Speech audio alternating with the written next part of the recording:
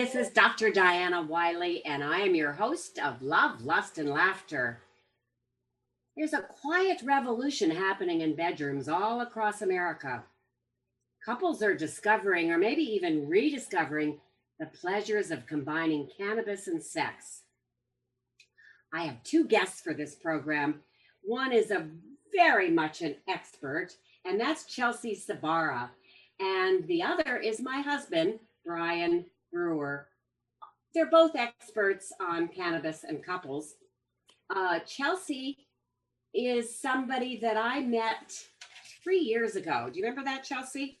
Yeah. I went to Babeland, and Babeland, you were giving a talk on sex and cannabis. Mm-hmm. And it was very informative, and then I was able to use some of that information with my clients. And my husband Bryan is just an expert on cannabis and couples, so he's joining the conversation as well. Okay, well, expert might be overdoing it, Diana, but let's just keep going. Okay, well, you know a lot. You Yeah. know a lot. So anyway, I'm happy that you're both part of this conversation today.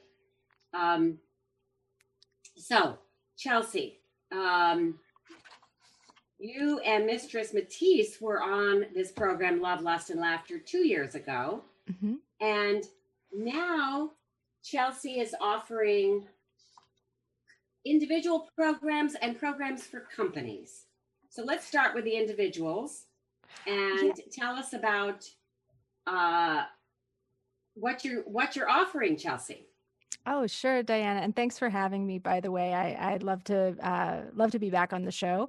As you said, Mistress Matisse and I, we're business partners. We're still on great terms. We developed Velvet Swing together, which is the world's first water-based, barrier-compatible THC lube. And we're very proud of that product. And I'm still a huge supporter of that product, but I have gone out on my own to do some consulting. And right now I am consulting with both individuals and companies. And it's basically anyone who is on the individual side, it tends to be what I call cannabis concierge services. So basically anyone who, if they walk into a dispensary, is maybe overwhelmed by the huge number of options, an ever-growing number of options, doesn't maybe know how to read a label or which ingredients to look for. I can break that down for you and help you become a more educated consumer and be able to determine which products might work for you in the future as new products hit the market. That has turned out to be a really popular offering, as we were talking about earlier today. So I was surprised at how many people picked up on that. So I'm happy to continue offering that service, although my website is more focused on my outreach to companies. And in that regard, I am wanting to work with any company that for whom cannabis or cannabis extracts is a novel ingredient or novel active. I've been working with them for a long time, and there's a lot of folks who are just getting into the cannabis space or are innovating within the cannabis space who have a really great background in formulation, but maybe aren't as familiar with the ins and outs of cannabis extracts and the particular risks and pitfalls that can happen in the current marketplace as it is. So I'm there to help with that, help save you some money and get a better product on the market. So development, formulation, branding, and any kind of refinement of that product is what I'm here for. So if you want some help understanding things as an individual, or you are a company who wants to step into the cannabis space, drop me a line at Chelsea Cebara, that's CEBARA.com. And it's a very complete, wonderfully informed website, and I will certainly put that in my show notes. Thank you. Thank you. You're welcome. ChelseaCebara.com. Bryan, you've been to her website. What do you think about it? Oh, I think it's great. I think Chelsea is a wonderful resource for anybody who's interested in developing formulations for cannabis products, and it's definitely a growth industry. So I encourage people to reach out to her. Thanks very much for those kind So words. Chelsea, I have a question for you. You've been doing this for what, about 10 years or so? You've been in this space of, what do you see as the greatest impediment to more people adopting this use of cannabis and combining it with their sexual lives? Oh, with their sex life specifically, it's an outgrowth of the impediment to people adopting cannabis in general. And unfortunately, the recent popularity, the fad, I would even go so far as to say, of CBD has done a little bit to entrench this attitude. But it's this idea that getting high or having an altered state is something really undesirable, and something that is, not just a side effect that's to be dealt with, as people might look at it for other types of treatments, but something that is, so scary and so unpleasant and so attached to these kind of prohibition era depictions of people going crazy or having, huge anxiety attacks, which do happen. I mean, that does happen. We, many of us ate the second brownie in college, right? That does exist. But I think that the biggest barrier that people have is a fear, a really, I would say, disproportionate fear of having an altered state from cannabis, so that they misunderstand, I think, fundamentally the degree to which it could alter you. And if you're following best practices, that effect, if it is undesirable for you, would be mild. So they should feel free, I think, to dip a toe in, go low and slow, as we always say, to just try it out and see if it's for you, because the risks in terms of serious harm are almost none. Exactly. Yes. So Diana has a recent book, Love in the Time of Corona, Advices from a Sex Therapist for Couples in Quarantine, that we helped produce earlier this year. And we added a bonus chapter called Cannabis for Couples that you can download for free from Diana's website at deardrdiana.com. And that's one of the key elements that we write about in that chapter, is that it's start low and go slow, and it's an experimental process.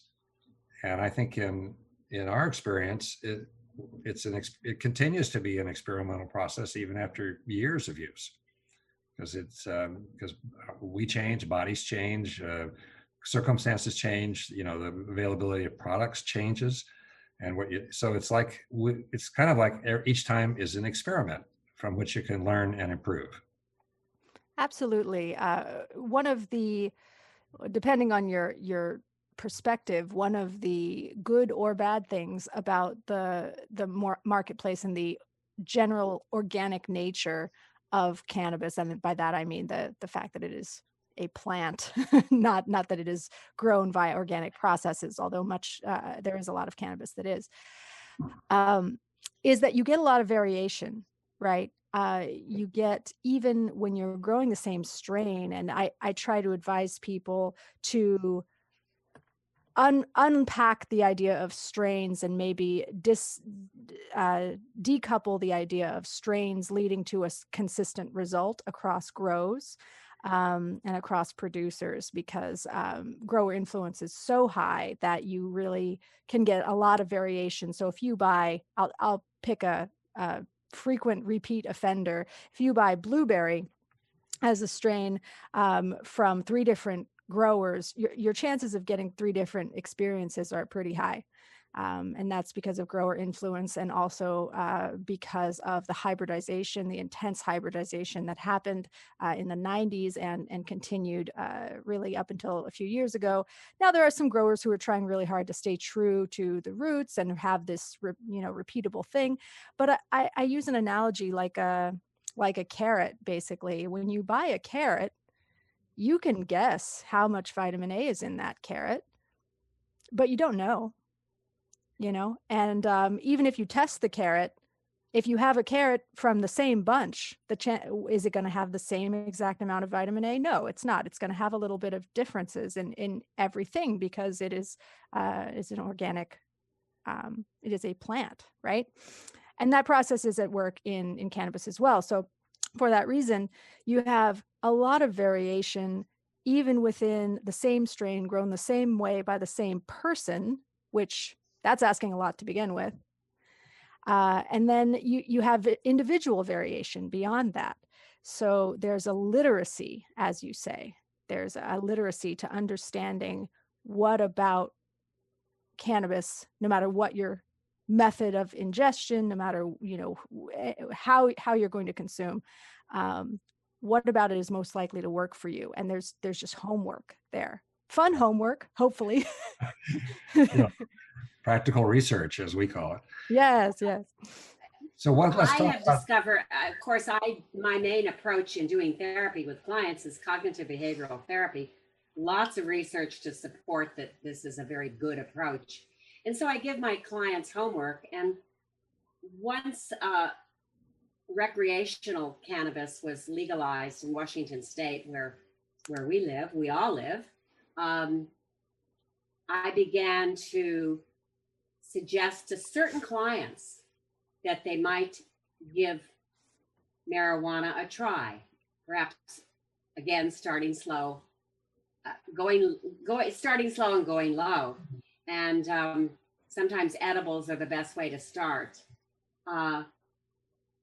Before I talk about some of the results of these homework assignments with couples, I'd like to go back to Natalie Anger, and she is a science writer. She published a book in 1999, so 21 years ago, called Woman and Intimate Geography. And she wrote, marijuana can be a sexual mentor and a sublime electrician, bringing the lights of Broadway to women who have spent years in frigid darkness. All the women in my immediate family learned how to climax by smoking grass. My mother, when she was over 30 and already the mother of 4, and yet I have never seen anorgasmia on the list of indications for medical use of marijuana. I personally think this is a big mistake because I've had many clients over the 30 plus years I've been doing this work, but the more recent years where I've been able legally to, at least here in Washington State, to prescribe it. But I've had so many women who are uptight and can't let go and are inhibited, and they can't be in the moment, and all of those things that lead to lack of orgasm. And cannabis really helps with that. So I like to go back to Natalie Anger and others. We have Bryan came up with this great quote from Carl Sagan. How do you pronounce it, Bryan? Sagan. I should know that. Cannabis enhances the enjoyment of sex. On the one hand, it gives exquisite sensitivity, but on the other hand, it postpones orgasm. Well, what does he mean by postponing orgasm there, Bryan? What does he mean by that? More for men, right? Yeah, he's referring to the delay in male ejaculation so that you can stay erect for longer. That's what he means. And what's interesting is Sagan wrote this, probably in the 70s, I would think. I don't know the quote exactly, but he wrote it anonymously because back then there was such a stigma against the use of cannabis that, as a research scientist and prominent author and educator, he felt that it would ruin his reputation if he came out publicly with these kind of statements. And so he wrote this treatise about, the benefits of cannabis. It's only recently come to light that he was the author of that. I find that interesting because anybody who looks at Carl Sagan and the sort of wonder, not only his affect, but the sort of wonderment with which he beholds the universe in all of its scientific glory, I think it speaks to someone who uses cannabis and who appreciates it. I don't think he was out there trying to get blazed. Not that 70s weed was all that great. I But, know, I know the billions and billions of stars. This is the way he used. I mean, that's right, exactly. That's very, very, and there's nothing. I mean, it's kind of funny, but there's nothing shameful or weird about it. And even today we have, Michael Phelps, who was shamed tremendously for his use of cannabis. I mean, this idea that people who use cannabis are lazy or unsuccessful is not supported, because most people do try cannabis at some point in our country, and many people are very successful and functional continuing cannabis users. It's simply an untrue stereotype. Yeah, we write about Diana wrote in this bonus chapter about the stoner stigma. Mm-hmm. It's pervasive. It still persists. But I see, I'm sure you see, and I see signs that this is changing. That just, the broad legalization in 33 states now, people are starting to realize that those stereotypes are not true. Yeah. Oh, this actually reminds me, I wanted to speak to I forgot to finish my comment about CBD. So CBD now has taken off, right? And it's really jumped the shark even. But the unfortunate part about CBD, in addition to it not being the ideal cannabinoid to be used in isolation or even be used at high dosages, is that it delayed, or it kicked the can down the road, the conversation that our country needs to have about getting high, about THC. It sold a lot of people who were nervous about cannabis this idea that you could use CBD and you didn't have to get high and you could still get all the benefits of cannabis, which is untrue. Mm-hmm. And also it was a way to assuage the sensitivities of people who are cannabis nervous, and it prevented, I think, meaningful work that we needed to do on our associations with THC and altered states. I agree. Yes. I'm thinking back to a client. I want to go back to orgasms and cannabis because can we bring this back to orgasms? I mean, yes, we can. yes. I think this is a real benefit of cannabis, and of course, it depends on the woman's personality and her history, and if she has a history where there's been a lot of shame and anxiety around her sexuality, it may be hard for her to get into the moment and get a little bit high.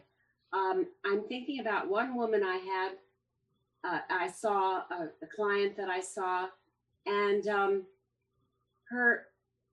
she had a real sense of safety in her relationship that was so compromised.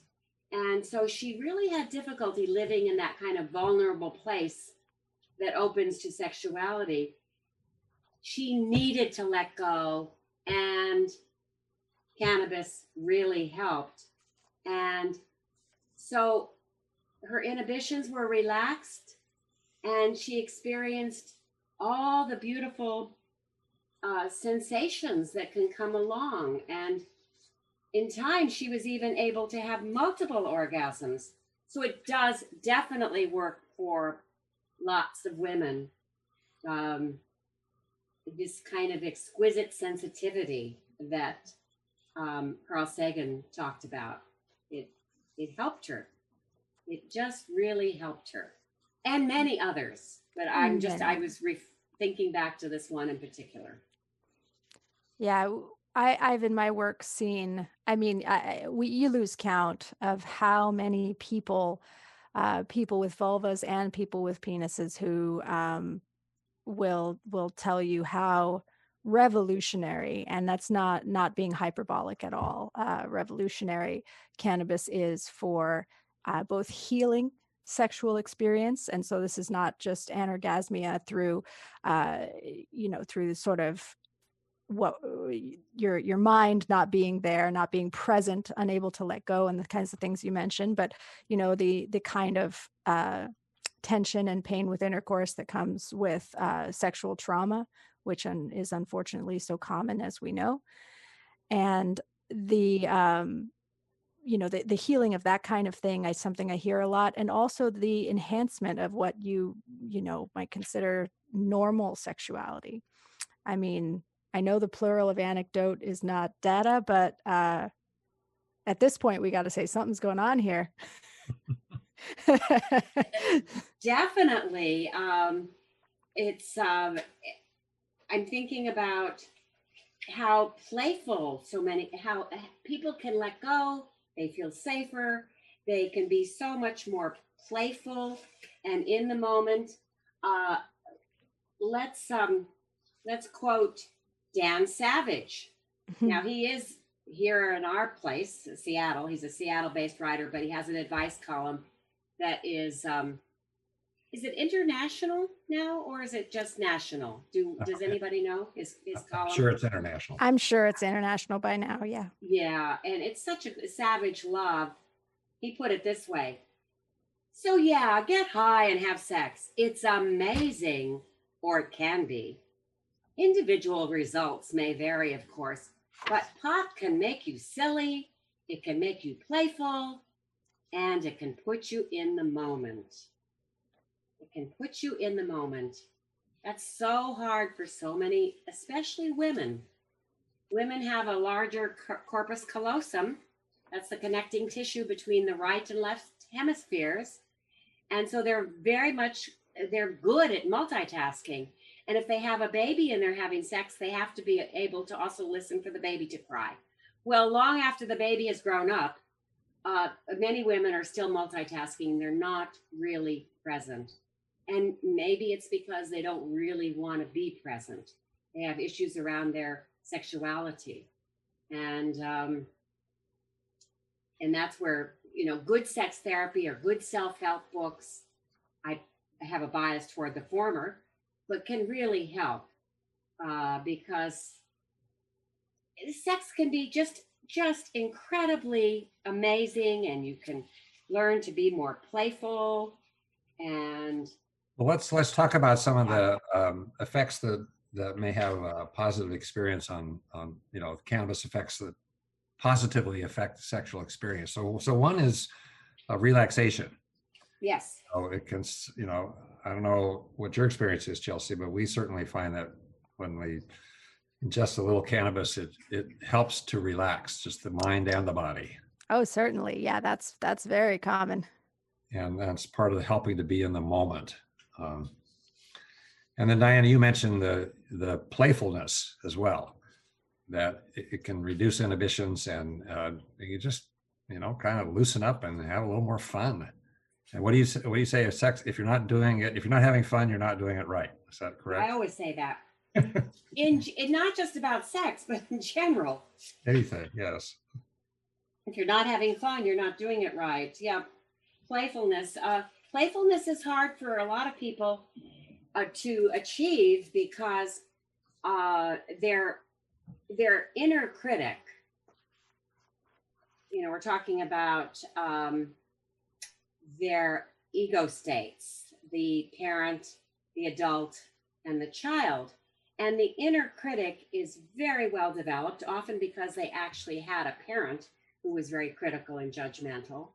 So if we talk about the ego states, sometimes people will drink alcohol, which is not as good for you as cannabis. We can get into that later. But they'll do something to put the critical parent to sleep so the child can come out to play. That inner child, that playful child, that child that wants to not have a beginning, a middle, and an end, just wants to play and be silly. And do you know that the original word silly I mean, the word silly comes from Old English, salag, and originally that word salag meant that you could be healthy and prosperous and happy. So being silly and playful, perhaps bolstered by cannabis, can make all the difference in a relationship, all the difference. Yeah, it speaks to a lack of self-consciousness, right? The self-consciousness is what kills our ability to be present. And people regarded as female definitely experience a lot of that, with our bodies and our thoughts about, are we sexy? Are we too sexy? All the time, you carry this tension within yourself, both mentally and in your embodied state. So I think that yeah, you're absolutely right. Another effect that yes, go ahead, Bryan. Effects is that enhanced sensations. Ingesting cannabis and with THC definitely changes the sensory experience in many ways. And this is part of what some people don't, let's be clear, cannabis is not for everybody. There's some people that just don't like it or who have experienced ill effects and it's not going to work for them. But for the people who do, the cannabis experience with sex can be much more exciting and, get more feeling out of the whole thing. Yeah, absolutely. I think that, you're probably going to talk about, if you're talking about effects, you probably talk about peripheral vasodilation next. So let's talk about that. That's one of the physiological effects is that, go ahead, Chelsea. Oh, that I think is clicked into the sensation enhancement quite a bit. And at this point, I think it makes sense for us to go ahead and fork into two different subjective cannabis experiences, systemic and non-intoxicating. So if you are having a systemic effect, basically that's another way. Although all kinds of cannabis can, be considered at some level systemic, but you'd be talking about a non-intoxicating experience.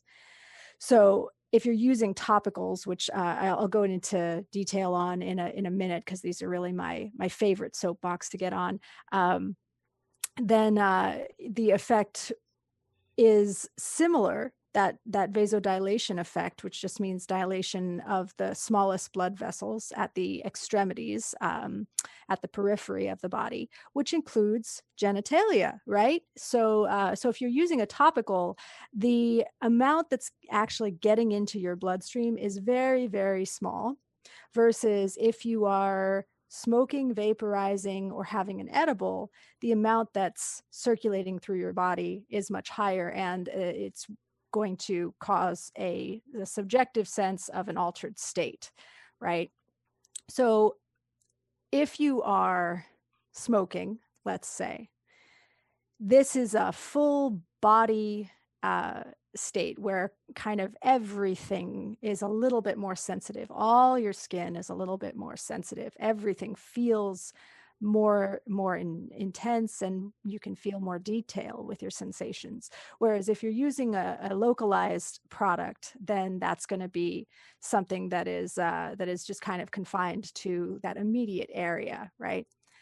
And I'm actually in the process of trying to get this study done. I'm working with a doctor friend of mine to actually do the study, but it's a huge uphill battle to get solid research on the connection between cannabis vasodilation and enhanced pleasure or enhanced orgasmic potential. We're working on it, but but it doesn't exist right now. So we have to kind of infer, and I think it's a reasonable inference that the vasodilation effect, especially at the periphery, is what is causing the enhanced sensation. And the enhanced orgasmic result. That's what I think. That's what I think. I'll prove it someday. Give me a couple years. But right now I think that's the very reasonable conclusion to draw. A couple of minor side effects too that we should mention is that cannabis can make some people sleepy. Mm-hmm. Some people get a paranoid reaction, which is a mental state. And then you can also get dehydrated so you need to remember to keep drinking water and stay hydrated when you're using cannabis. It's very important. Yep, absolutely. I'd like to also talk a little bit about sexual functioning, because I've seen with my clients, vaginismus has been improved with using some cannabis. Vaginismus is where the vaginal opening contracts so much so that a penetration isn't even possible. So part of the relaxation, and this is anecdotal, too bad we don't have more research on this. It's so hard to do research, isn't it, Chelsea? Oh my goodness. I used to be in academia, and I pieced out of there because I could not stand the uphill battle that sexual research was going to be. Yeah, and that's why at least one prominent researcher moved to Canada, because in Canada they fund sexual research about pleasure. We don't seem to be able to do that in the United States. We'll get funding on AIDS and problems with sex, but not about pleasure. And of course, another carryover about that is that sex education is rarely in the United States is rarely about pleasure.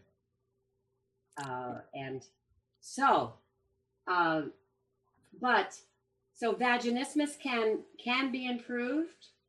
The sexual functioning in terms, we've already talked about being able to have release more orgasm more easily. It can increase your sex drive, your libido. And then this comes especially after you've become a little more accustomed to its effects.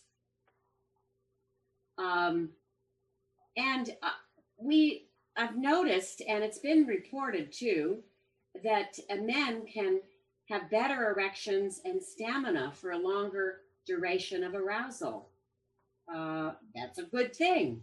Men can last longer. A lot of women are not able to reach orgasm, a vaginal orgasm anyway, because the guy can't last long enough. And so perhaps her G-spot isn't getting enough stimulation, or her cervix, or both. But being able to have intercourse for a longer period of time can often, again, enhance orgasms. And the orgasm the vaginal orgasm combined with a clitoral stimulation can be absolutely mind-blowing. The blended orgasm. Blended orgasm. Yay for the blended orgasm. And in terms of sexual functioning, studies have also shown that cannabis users have sex more frequently than non-users. Frequent sex is a good thing because, and especially these days, the reason for the book, my book, Love in the Time of Corona, is written for couples in quarantine, and we want to help them make the most of their time together, this forced togetherness. To make the most of it, maybe they can deepen their relationship. Unfortunately, these days, a lot of couples are just so anxious, and with good reason. Job loss, health concerns, all of that. But couples can enhance their relationship, well, frankly, if they get my book, Love in the Time of Corona, with lots of exercises to do, which can help the intimacy. And of course, cannabis can help this altered state, for intimacy. So it's all good. It's all good. So, Chelsea, maybe we should talk a little bit about the methods of consumption of cannabis. So just for people, so it can be clear about what the distinctions. Sure, absolutely. It would break down. There's a lot of different ways to get weed into your body, right? But I consider there's the inhaling route, and there's the dermal absorption route, and there's the edible route, right? Vaporization, especially whole flower vaporization, is my preferred method if you're going to be consuming dried cured cannabis flower, which is what still dominates the market, and it's the thing you're most likely to encounter, right? This is what we all recognize as weed. So for that, whether you're smoking or whether you're doing a vaporization process, which heats the plant matter without combusting it, which is a little bit safer and gentler, that's going to be your kind of lowest barrier of entry. Onset time is pretty fast. It is something that can be made sexy. A lot of people don't find smoking to be sexy. Some do. Some couples love to share a joint, but it's something that is a reasonable place to start. And even whole flower vaporizers you can find for relatively low cost, about $100, and you can get one. You don't have to invest in a $600 volcano or anything, but so that's a great place to start. I actually diverge from Dr. Diana in my advice for people who are new to cannabis. I discourage edible use generally, unless they are in a state where they have really good testing, really good oversight, and they're extremely cautious, just because of the onset time. As we all know, being so long, it's so easy to overdo it and end up in a state that is not sexy and potentially dangerous, not dangerous to your body, but dangerous to the chance of misunderstandings with your lover, consent violations, which I'd love to talk about consent in a minute, but that is that's kind of something that I try to say, yeah, the little chocolate looks really sexy and it seems like a really great way to start out with your loved one, and but try to save that until you're a little more familiar. And then there's dermal absorption, which includes topicals such as lubes, although the word lube is a bit of a misnomer because it's actually designed to sit on the tissue for a little bit longer, so it has plenty of time to absorb. This includes topicals that you would rub on your skin, and it would also include tinctures and sublingual applications, which are kind of a blend of absorption through the mucosal membrane in the mouth, as well as the edible route, because some portion of your tincture does end up in your stomach, and it does end up following the regular metabolic pathway of edibles. So I have kind of those main categories. Concentrates, not something for the beginner usually. I do try to dissuade people from using the vaporizing pens. There's just been issue after issue with those, and dabbing and vape pens is probably fine for most circumstances, but things are so weird out there that I try to say, well, just get a whole flower vaporizer and you'll have a better time, you'll have a gentler time, and you won't have to worry as much about additives or testing or whatever weird stuff might be going on. So yeah, those are the general categories that I would share with somebody who's new to the plant and curious. Yes, I appreciate what you said, that you disagree with me partly with the edibles. Of course, I suggest, like the chocolates will come per piece 10 milligrams. I always suggest, and I do this personally too, to cut it in half. So you're getting 5 milligrams. You always start small and realize that if you take an edible like that, it's going to take, depending upon whether you've eaten or not, and the blood is involved with digestion instead of putting the cannabis throughout your body. Depending upon that and lots of other things, it's going to take maybe an hour, maybe a little more for the onset. But I agree with you. If you don't live in a place like, I think our stores, like we like Dockside, where you used to be a long time ago. Oh yeah. Because you can rest assured that you're going to get the amount that it says on the package. Well, I might back off of that, and not to Okay. say anything about Dockside, because Dockside's wonderful. I absolutely Yeah. love them, and their intake process. I mean, they carry really great stuff. Yeah.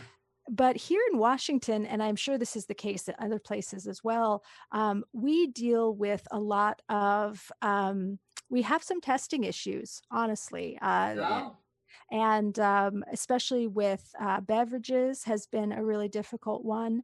And then what I call passive corruption in testing for dried cured flour. So that is labs that return higher numbers regularly and are known for returning high numbers regularly in terms of their THC number, which is the main thing that customers are buying on right now, even though that's a terrible idea. That's the market reality. So the labs that are returning higher numbers are known for that, and then they generate more. They generate more business that way, right? So you're likely to see inflated THC numbers, and it has gotten better, but you're likely to see inflated THC numbers on a lot of the dried cured flour. And when it comes to beverages, the various surfactants and stabilizers that have to be used to maintain the emulsion of cannabis extracts in water makes it hard to test. So you get a lot of testing errors there. And this combination means, and when it comes to edibles, so to the exact thing that we were just talking about, when it comes to something like a little chocolate or a brownie or something like that, probably it's fine, but there's also this issue of mixing, especially with baked goods. If you're mixing very thoroughly to disperse the cannabis really, really well throughout, then you can have a toughening of your final product. The edibles that are sold are not known for being particularly delicious. But so there's sometimes insufficient mixing that goes on, which results in uneven dispersal. So maybe they test one piece and it's fine, but there's another piece that is under or overdosed. very interesting. I am so glad you're our main focus today, the guest, because you have so much information. I had no idea about any of this. Did you know about that part of it, Bryan? A little bit. I've heard Testing? about it. Yeah. Yeah, I have a relative who's in the cannabis business, so I hear some of that. I mean, it's not terrible. I don't want to say, we saw there are some beverages that were billing themselves as 10 and we're closer to 15 or even 18, right? It's not huge. You're not going to buy a 10 milligram beverage and get 35, but you are, when you're just starting out, that difference of 5 milligrams, I mean, that's quite a lot. Oh, yes. Yeah.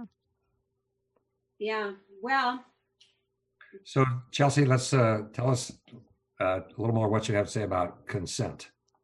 Oh, this is my yes. favorite topic. I love this. I love this because when you talk about consent, everyone says, "Oh, this is dry, boring, unsexy thing where you're sitting there and you're checking in every 5 minutes and saying, is this okay? Is this okay? Is this okay?" And that's how they picture ongoing consent practices. And I really love talking about ways to still have good consent practices, but to invigorate them and make them really hot. And when it comes to cannabis, there's this huge national conversation that was sparked with Me Too about what consent means, what meaningful consent means, and specifically what it means in the context of intoxication from alcohol. That conversation is really difficult, but it's happening. That conversation is not happening in the cannabis world. And part of that is because we're unwilling to have it. And part of that is because we perceive cannabis as such a mild intoxicant, such a gentle intoxicant, that you don't have to worry about that sort of thing. And I want to say, not only do you have to worry about that sort of thing? But you get to worry about that sort of thing because ongoing consent practices are an invitation to more deeply connect with your partner. So if you're going to have a cannabis enhanced sexual experience, the first thing that you need to do is try it out on yourself. Take yourself on a date, get whatever kind of cannabis thing that you want to try out, take it and see if it makes you feel sexy. See if it puts you in the mood. And you might have to try this a few different times, masturbate and see how it works. And you find something that works.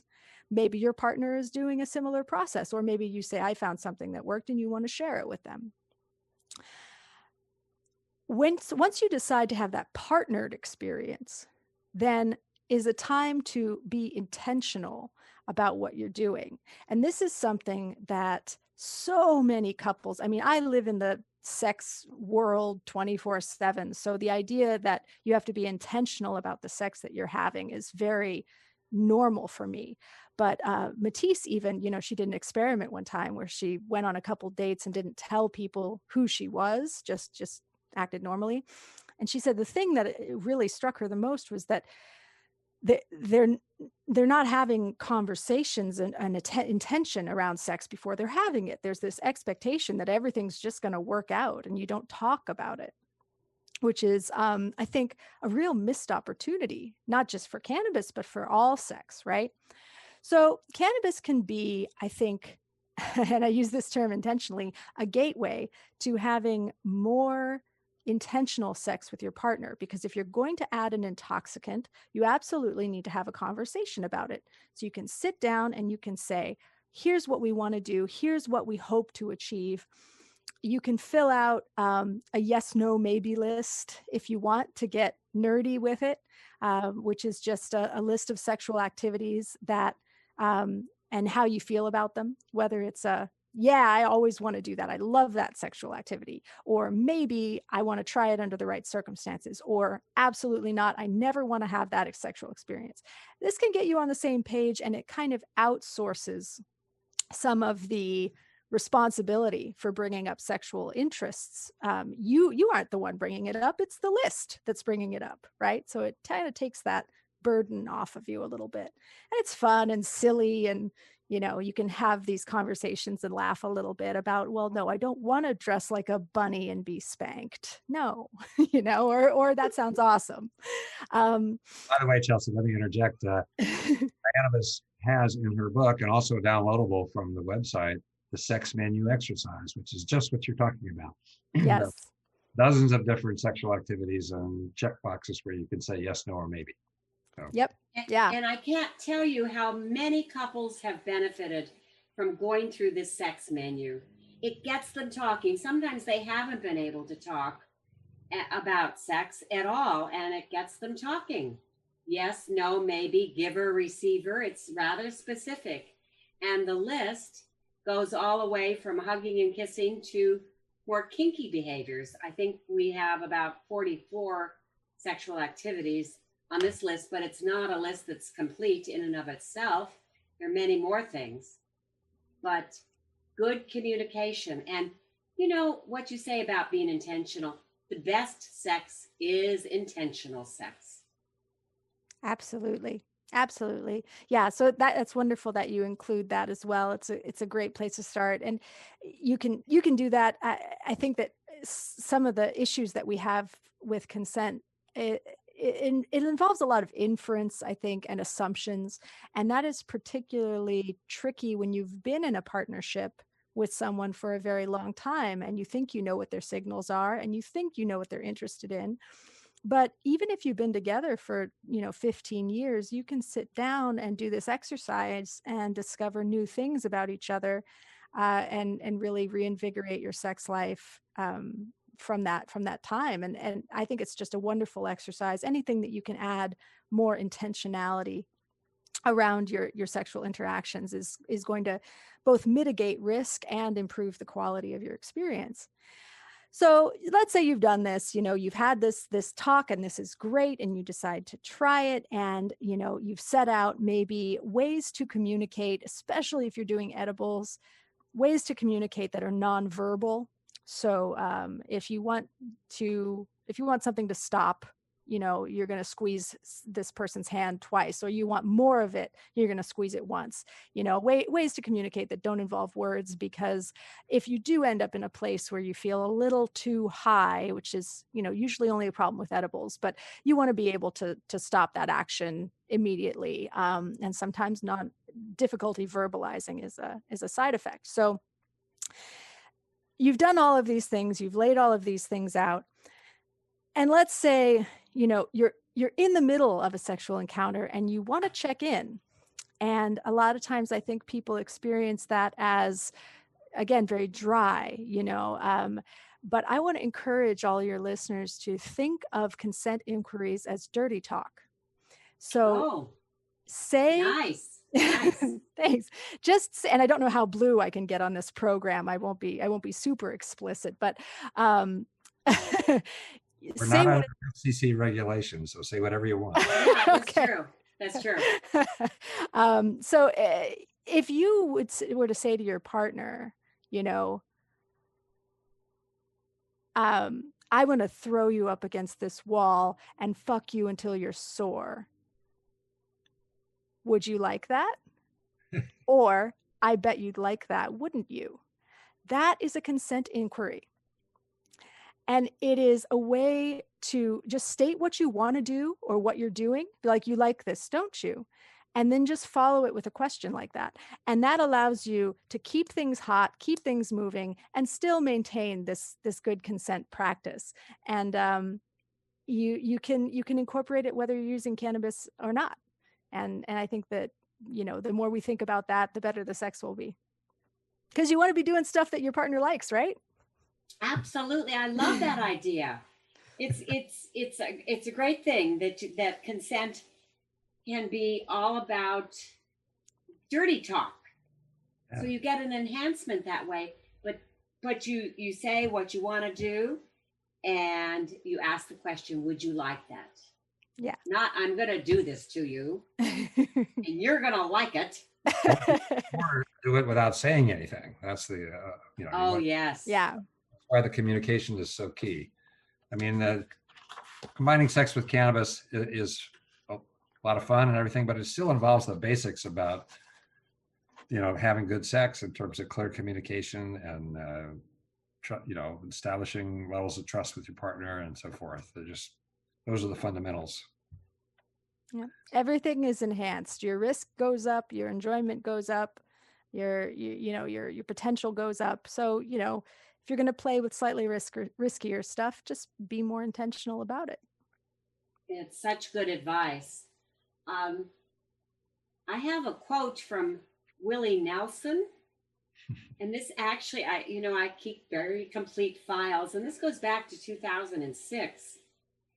But it's a wonderful quote, and it's funny, and it speaks to some health benefits possibly, which I think before we end the show we should just touch on a bit.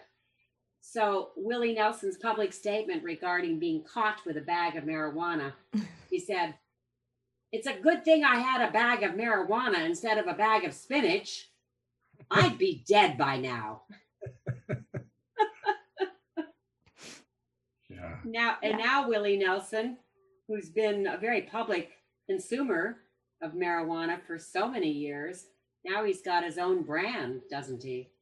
He does. Yeah, Willie's Reserve. Yep. Willie's Reserve. I haven't tried it personally. I haven't had a chance to try it yet. Yeah. But there are some other health benefits. Can you just touch on those before we run out of time? Oh, well, I have to be careful how I speak here. I know that you have a disclaimer that sits all over everything. But yes. Of course, nothing I say is medical advice or intended to treat or cure any illness. Yes. I can report, though, what I often hear, and especially in the realm of sexuality, the decrease the treatment of anxiety, the helping with anxious or looping thoughts is something that I hear a great deal, topically especially, and we didn't have a chance to really dig into the whole topicals thing, but the topical applications help with pain is something I hear tremendously often. Yes. As you know, and this is because cannabinoids, almost without exception, are potent anti-inflammatories. And inflammation, and the reason why cannabis appears to treat so many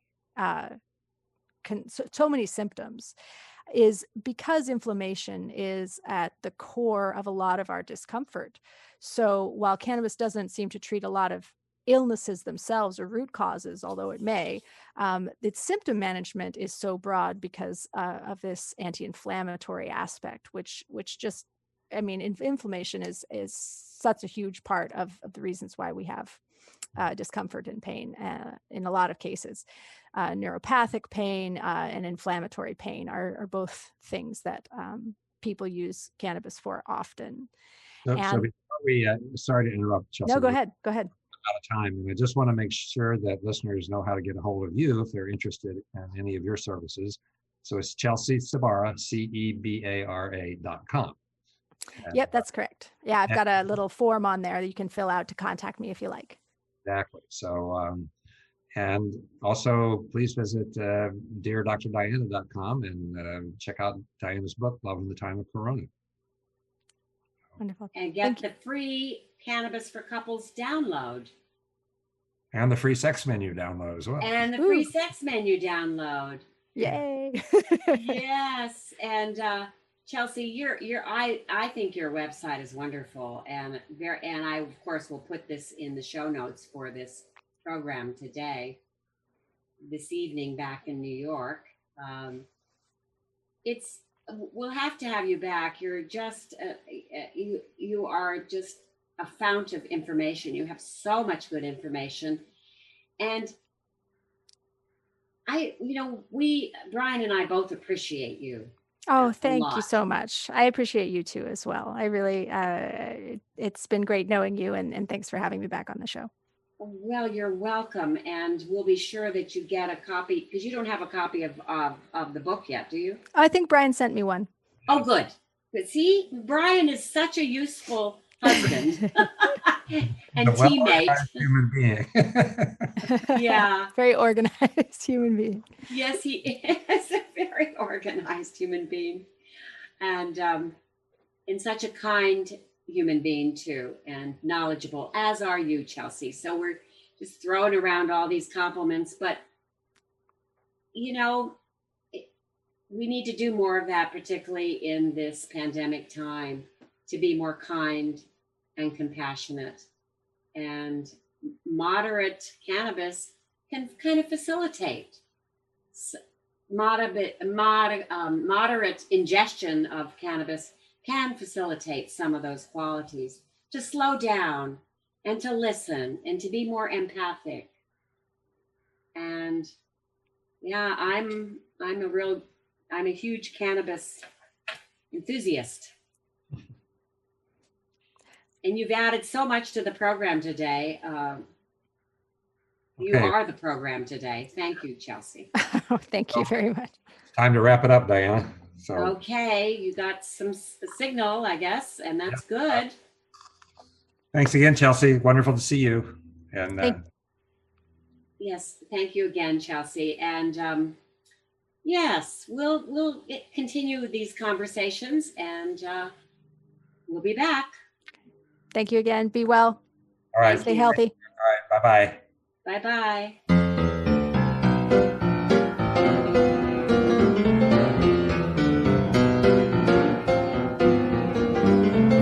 Cosa leggerai? Con che libro affascini il tuo cuore? E se ti perderai?